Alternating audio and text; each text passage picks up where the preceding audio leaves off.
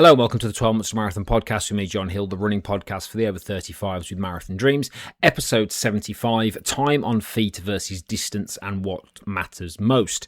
So what's going on with me at the moment? Well, interestingly, as everybody's sharing their 2025 wrapped, I'm starting marathon training on the 22nd of December for my marathon in the spring.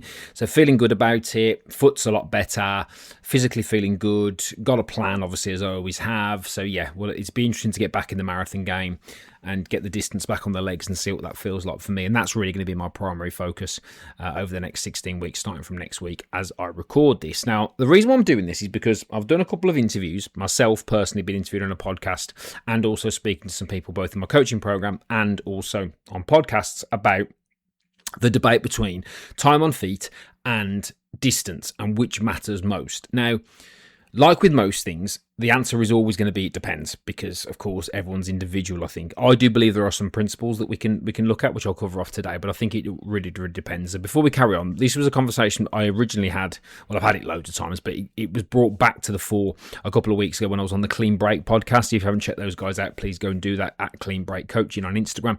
Check out their podcast. I was on that, and they were saying they train primarily time on feet, whereas traditionally myself, I've always trained in distance. Now, what I'm going to do now is I'm going to give you some information just to balance it out so you can kind of play with it a little bit, because I don't want to say there's a definite answer here. I can just talk about my experience and also what I've researched and read. So the debate has come from the fact that, let's be honest, usually the majority of people will train in either miles or kilometers. Yeah, so when you look at a training plan, typically it will say, 6 miles easy, long, slow run, that kind of thing. And then that becomes the benchmark. Now, the reason why time on feet became a thing was because, obviously, if you're doing, say, a 6-mile run, then that's different for people. So if you can run 7-minute miles comfortably, you're doing it for 40 minutes. If you're a 12-minute mile runner, that's over an hour. So both runners are doing the same distance, but it's got different impact on the body. So this is where the concept of time on feet came in, and really about trying to educate people about exposure to the body versus just running for a specific distance. Okay, so let's get some definitions out of the way. If you're not familiar, time on feet just basically means how long you're out on your feet and how long you're out doing whatever it is you're doing. So if you were following a plan where it said do a 90-minute easy run, the mileage isn't important, it's just the 90-minute easier run. Now, this is where it gets a bit paradoxical, because I can speak from experience and speak on what I've researched. So there is a common held belief that people like newer runners, people recovering from injury, heavier runners, things like that, or anyone a little bit older, like me, might benefit better from time on feet, which I agree with. However, I think that flips when you're potentially looking at something like marathon training. Now, what you've got to remember, which is true, is that running fitness is built on stress and adaptation. So it is about how long your body is exposed to the load and the effort. Okay, so that's not debatable here, whatever we do. Now, again, I'll always repeat this, if what you're doing is working, keep doing it. So if you are a time on feet and it's working, great. If you are at mileage, kilometers, keep doing that. Whatever's working, don't just take the information as something to go and test and research. And that's what I always say. Quick tangent here, sorry. I always say, do your own research and be your own best experiment. Don't be too dogmatic with things, okay?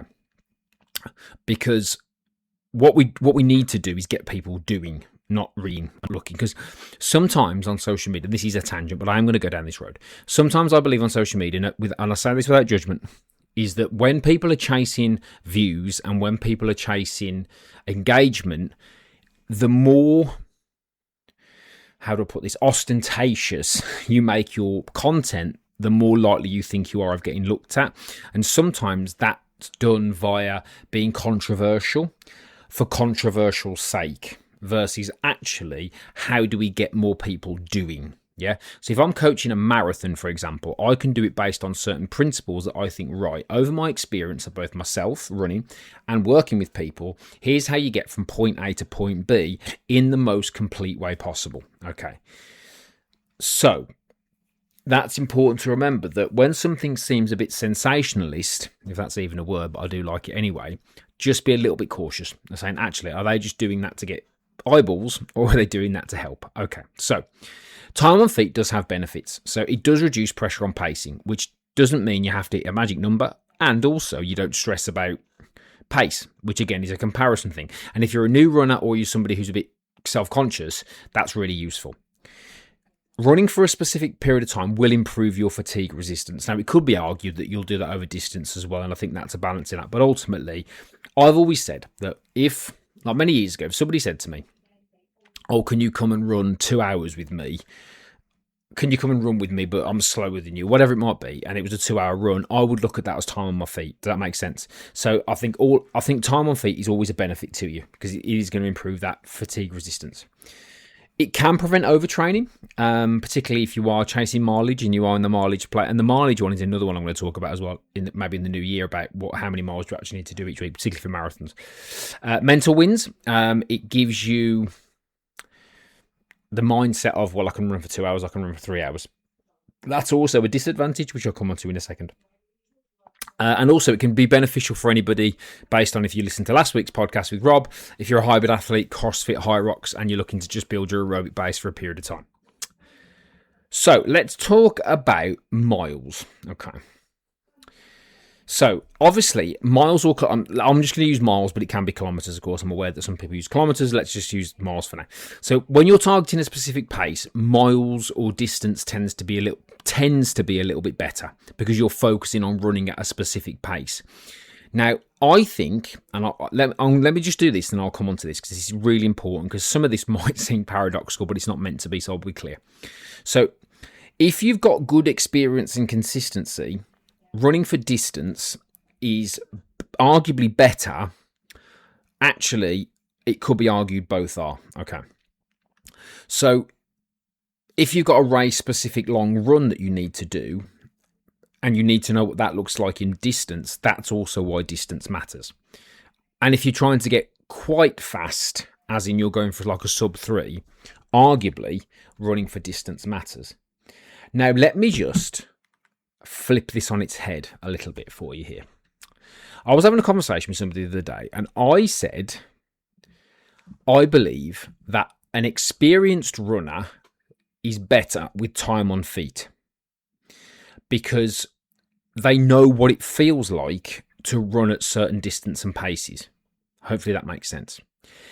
If you are a new marathon runner, my opinion and my experience is I think you need to know what distance feels like. And the reason why I say that is because, let me give you a real world example, which I always use. If you are a first time marathoner and you're going to be in that sort of 5 to 6 hour bracket, or maybe a bit longer than that on your feet, right? I don't see how running for 3 hours is going to benefit you. Yeah. Whereas running 20 miles, for example, I think will benefit you because you know what that distance feels like. So you've got to have a balancing act. Okay. So I think if you're marathon training and you're doing your first marathon, or say a subsequent marathon when you're getting a bit more structure and you've got a bit more experience, I would always potentially, from my point of view, look at distance. Okay. If you are trying to get into running, you're new to running, you've had injuries, you're trying to get back on it, and you want to ease a bit of pressure on yourself, then time on feet can help you.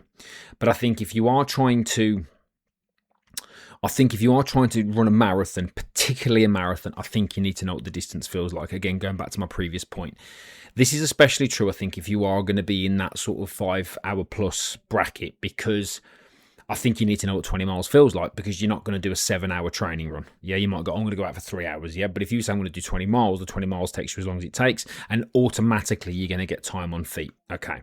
So I think it's important, because primarily on this, I do talk to marathon runners, hence the name. I think you've got to have that clear distinction. I think if you've got more experience, I think you can mix the two. I really do, because you're confident. So I know what a 3 hour marathon feels like to run, because I've done it. Well, I've done under 3 hours twice, and I've done close to 3 hours 3 times on top of that. So I've done, what is it? Do you like my maths right here? I've done 6 310s or below. Okay, so I know what that feels like. So if I could do a 3 hour run, because actually my marathon time is going to be around that anyway, but obviously I'm going to be running a little bit faster. But I think if you are new to marathons, I think you need to know what distance feels like. That's my opinion. If you are new to running and you're trying to get into it and you want to relieve a lot of pressure on yourself, then absolutely time on feet is a benefit. I think the thing is, when you're a new runner, just a new runner in general, I don't think pace, none of this matters. It's just about getting out and getting done, really, and knowing what it feels like, knowing what an hour running feels like. It depends on what you're trying to do, and it comes back to your goals, really. That's why when you're looking at this sort of stuff, you have to have a lot of critical analysis around, actually, what are my goals here? What am I trying to do? Because ultimately, if you haven't got a clear goal, you don't know what to do, then you are going to get confused. Okay, so I think if you are a new runner, then it's absolutely fine to, or you're a bit self-conscious, it's absolutely fine to use time on feet. If you're a more experienced runner, I think it's okay to use both because you know what you're doing, basically, and I think that plays its part. If you're in a marathon space, I personally would say new marathon runners, distance. Experienced marathon runners potentially can have a mix of both.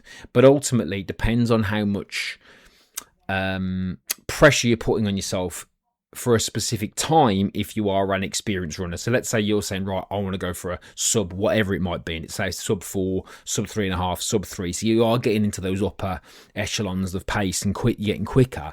Then I think you've got to look at that and say, well, what am I willing to risk to get that target? So for me, I'm always used to running distance, so I will always train distance, okay? But when I do intervals, sometimes that's time-based. It's 3 minutes fast, 1 minute slow. So it varies, but again, I've got that level of experience. So most runners probably actually need both at some point during their running journey, I think. So like I said, I do use both during training because my intervals sometimes are time-based, but my other runs potentially are distance-based. Don't be afraid to use both because they both work. They both matter. The key is using the right tool at the right time. Now, if you are a marathon runner, if you are looking to run a marathon, let's be clear. So if you're in that spring marathon place now and your training is going to start soon, so most people doing sort of April, Mays, particularly Aprils, your training is going to start over the next couple of weeks, irrespective of what's going on in respect of Christmas. So I would say that it's probably best to have a chat with somebody if you are looking to get that help from a coaching point of view. So, for example, if you want to talk to me, you know what to do. Go to Instagram at 12 Months to Marathon and just message me 26.2 and we can get into a chat and see if we can help.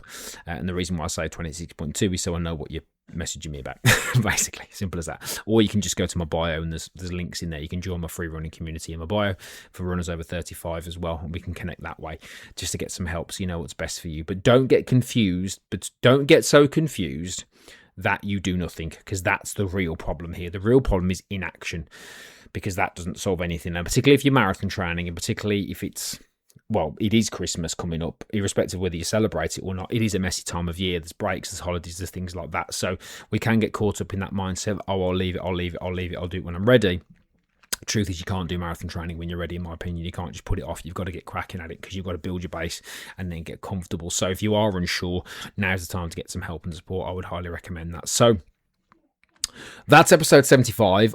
That's probably going to be the last normal quote-unquote or educational podcast I do this side of Christmas. If I'm truthful, depending on what goes on next week, I might do one next week. I'll leave it open. But 75 is a good number because we've reached a milestone, which I'm really, really proud of. So thank you, everybody, for listening for this year. There will be at least one more, I think, this year. I'll do sort of a roundup of the year because I've got a bit of time. So I do want to do that because I appreciate everybody listening. So again, thank you so much for listening. I really, really appreciate it. If you're new to the podcast, don't forget to subscribe to it wherever you get your podcast from. Take the time to write me a quick review. It's the best Christmas present you can get me, so do me a quick 5-star review on Spotify or Apple. Rate the podcast, share the podcast. That's really useful as well. It helps me. And of course, if you need any support or questions, just hop on over to Instagram at 12 Months to Marathon. Follow me there for your free daily content and tips. And if you are over 35 and you want to join my free running community, go to my link in my bio at 12 Months to Marathon. You can click the link there and you could join the group and I'll let you in where we can take you away from the noise of social media and connect over there. So again, thank you very much for listening. Happy holidays.